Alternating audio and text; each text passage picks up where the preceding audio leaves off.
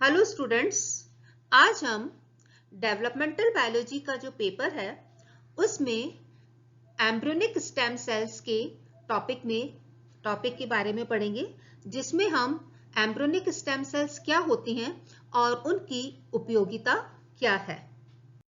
Definition: an embryonic stem cell is a cell derived from the early stages of an embryo which is capable of differentiating into any type of body cell. Embryonic stem cells are capable of differentiating into any cell type because in the embryo that is what they are used for. ये जो embryonic stem cells होती हैं, ये embryo की जो early stage होती है उससे डिराइव्ड होती है, और ये जो सेल्स होती हैं, हमारी जो बॉडी बनती है, किसी भी लिविंग बीइंग की जो बॉडी बनती है उसमें जो तरह तरह की हमारे को सेल्स दिखाई देती हैं, वो जो अलग अलग सेल्स होती हैं वो इन स्टेम सेल्स से बनती हैं। ये जो स्टेम सेल्स होती हैं वो इन डिफरेंट टाइप की जो सेल्स होती हैं उनमें डिफरेंशिएटेड हो जाती हैं। Embryonic stem cells: as the embryo grows and divides, cells which are generalized must become more and more specific as they divide. This eventually creates the different organs, tissues, and system of an organism. Embryonic stem cells are totipotent, meaning they can divide into any other cell type within an animal. This is a process known as cellular differentiation. आपने देखा होगा कि जब किसी animal का development होता है तो उनमें जो सेल्स होती हैं उनमें डिवीजन की कैपेबिलिटी होती है, जो कि किसी भी सेल्स का एक स्पेसिफिक कैरेक्टर होता है। और ये जो सेल्स होती हैं लगातार डिवाइड होती रहती हैं, और जिससे पुरानी जो नई सेल्स होती हैं वो पुरानी सेल्स को रिप्लेस करती हैं। और इस तरह से अलग अलग एनिमल्स में अलग अलग तरह की ये जो सेल डिवीजन की क्षमता होती है वो अलग अलग तरह से पाई जाती है। कुछ जो एनिमल्स होते हैं उनमें सेल डिवीजन की कैपेबिलिटी ज्यादा पाई जाती है, कुछ एनिमल्स में कम पाई जाती है। इसको इस तरह से हम देख सकते हैं, जैसे कि अमीबा है, उसको हम एक तरह से, जो अमीबा है वो एक अमर कहलाता है कि वो जैसे कभी मरता नहीं है। उसमें आपने देखा होगा बार बार डिवीजन्स होते रहते हैं। और इसी तरह से हम जैसे और थोड़ा सा हायर इनवर्टिब्रेट्स की तरफ जाएंगे तो उनमें हम देखेंगे कि उनमें रीजनरेशन की क्षमता पाई जाती है, और इस तरह से उनमें एक छोटा पीस जो टूटा हुआ होता है वो रीजनरेट कर एक कंप्लीट एनिमल को डेवलप करता है। फिर हम ऐसे धीरे धीरे और हायर वर्टिब्रेट्स की तरफ जाते हैं तो हम देखते हैं कि उनमें रीजनरेशन थोड़ा कम पाया जाता है। और इस तरह से जैसे जैसे हम हायर और ज्यादा हायर वर्टिब्रेट्स की तरफ जाएंगे तो उनमें हम देखेंगे कि कुछ स्पेसिफिक रीजन में ही रीजनरेशन पाया जाता है।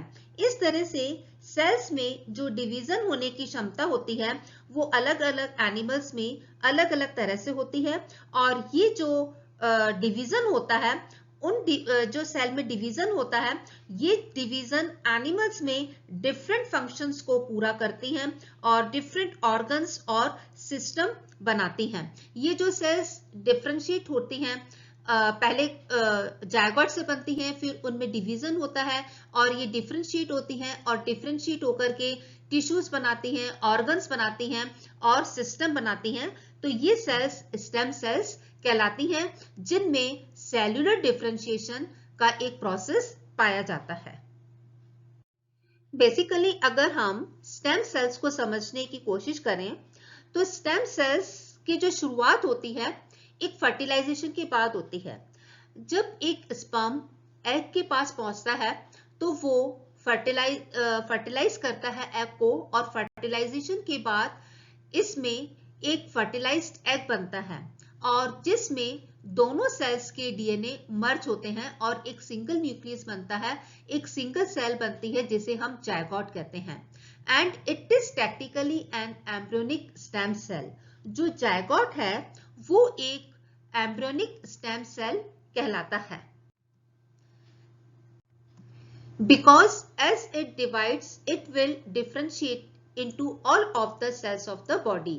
क्योंकि ये जो जायगोट एम्ब्रियोनिक स्टेम सेल है ये बाद में इसमें डिविजन्स होते हैं, जिसको हम एक तरह से आपने पढ़ा होगा, जो मैंने आपको लास्ट लेक्चर्स में पढ़ाया था, क्लीवेज कहते हैं, जिसमें नंबर ऑफ माइटोटिक डिवीजन्स होते हैं और उस जायगोट में डिवीजन होने की वजह से एक स्टेज आती है जिसे हम ब्लास्टुला स्टेज कहते हैं। और इस तरह से जायगोट में नंबर ऑफ डिवीजन्स होते हैं और नंबर ऑफ डिवीजन से नंबर ऑफ सेल्स बनती हैं और फिर ये नंबर ऑफ सेल्स आगे जाके धीरे धीरे डिफरेंशिएट होती हैं और जो कि एक कंप्लीट एनिमल को बनाती हैं। Classification of cells on the basis of division potency. ये जो स्टेम सेल्स होती हैं कई तरह की होती हैं, इनका जो क्लासिफिकेशन है वो उनकी क्षमता के आधार पर और उनके सोर्सेज के आधार पर कर सकते हैं। अभी जो हम क्लासिफिकेशन देख रहे हैं वो हम उनकी क्षमता के आधार पर देख रहे हैं। तो इनके on the basis of potency ये जो सेल्स होती हैं चार तरह की होती हैं। First is totipotent cells. Totipotent cells वो स्टेम सेल्स होती हैं जिनमें दूसरे सभी प्रकार की जो सेल्स होती हैं उनको निर्माण करने की इनमें कैपेबिलिटी पाई जाती है और इनको टोटिपोटेंट सेल्स या पूर्ण शक्त सेल्स कहते हैं। फर्टिलाइजेशन के द्वारा जो जायगोट बनता है वो एक कंप्लीट टोटिपोटेंट सेल कहलाता है, क्योंकि उसमें डिवीजन की और डिफरेंशिएशन की क्षमता पाई जाती है और इस डिवीजन और डिफरेंशिएशन के द्वारा ये एनिमल में पाए जाने वाली सारे सेल्स का निर्माण करते हैं। और जो जायगोट होता है उसमें क्लीवेज के द्वारा जो ब्लास्टोमियर्स बनती हैं, अगर उनको अलग अलग कर दिया जाए तो हर एक ब्लास्टोमियर एक कंप्लीट एम्ब्रियो को डेवलप कर सकने की उसमें क्षमता होती है। इस तरह से जो फर्स्ट 3 क्लीवेज होते हैं और उनके द्वारा जो ब्लास्टोमियर्स बनते हैं उनको हम टोटिपोटेंट सेल्स कह सकते हैं, वो पूर्ण शक्त कोशिकाएं होती हैं। Next is pluripotent cells. ये जो प्लूरिपोटेंट सेल्स होती हैं इनको अनेकक्षम सेल्स भी कहते हैं। इन सेल्स में जो टोटिपोटेंट सेल्स होती हैं उनसे थोड़ी कम क्षमता पाई जाती है, फिर भी इनमें कम क्षमता होने के बावजूद भी ये जो प्लूरिपोटेंट सेल्स होती हैं ये कई तरह की सेल्स का निर्माण कर सकती हैं। इनसे कई तरह की सेल्स बनती हैं और जो एनिमल होता है उनमें कंप्लीट डेवलपमेंट के चौथे दिन जो जायगोट बनता है वो एक गेंद के समान बनता है जिसे हम मोरुला कहते हैं। जब जायगोट का डेवलपमेंट हो रहा होता है तो उसका जो चौथा दिन होता है उसमें मोरुला स्टेज होती है और इस एम्ब्रियो की जो बाहरी सतह होती है उससे प्लेसेंटा का और जो अंदर की लेयर होती है उससे एक्टोडर्म, मेसोडर्म और एंडोडर्म का निर्माण होता है। तो इस तरह से ये प्लूरिपोटेंट सेल्स कहलाती हैं। Third is multipotent cells. ये जो मल्टीपोटेंट सेल्स होती है इसकी क्षमता प्लूरिपोटेंट से भी कम होती है और ये जो सेल्स होती हैं ये कुछ स्पेसिफिक सेल्स का ये निर्माण कर सकती हैं। जनरली ये एक ही जर्मिनल लेयर से संबंधित सेल से जो सेल्स होती हैं उनको ये डिवीजन कर बना सकती हैं। Next is differentiated sales. ये जो डिफरेंशिएटेड सेल्स होती हैं ये वयस्क अवस्था में पाई जाती हैं। इनमें केंद्रक और जो साइटोप्लाज्म होता है उसका जो अनुपात होता है वो 0.7 होता है।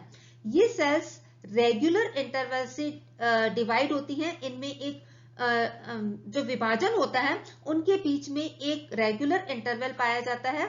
इनमें स्वयं के अलावा जो दूसरी सेल्स होती हैं उनके निर्माण करने की क्षमता नहीं पाई जाती है।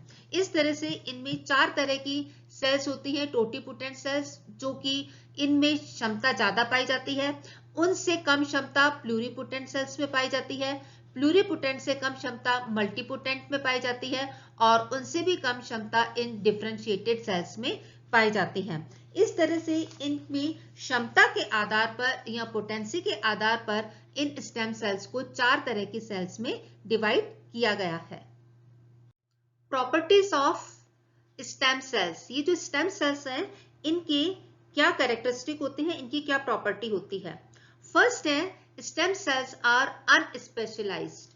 अनस्पेशलाइज्ड मींस ये जो स्टेम सेल्स होती हैं इनका जो बेसिक कैरेक्टर होता है वो दूसरी कोशिकाओं में किसी भी प्रकार की ऊतक कोशिका या जो टिश्यूज होती हैं उनकी संरचना नहीं पाई जाती, यानी कि इनका जो बेसिक कैरेक्टर होता है वो ही इसमें पाया जाता है। जैसे अगर हम बोले कि हमें अलग सेल्स मिलती हैं, फॉर एग्जांपल हमें नर्व सेल्स दिखती हैं या नर्वस टिश्यू दिखता है, नर्व सेल्स का जो टिश्यू दिखता है, तो हम उसका उसमें कैरेक्टर बता सकते हैं कि इसमें इम्पल्स को पास करने का कैरेक्टर होता है। लेकिन ये जो स्टेम सेल्स होती हैं उनमें इस तरह का कोई भी लक्षण नहीं पाया जाता है।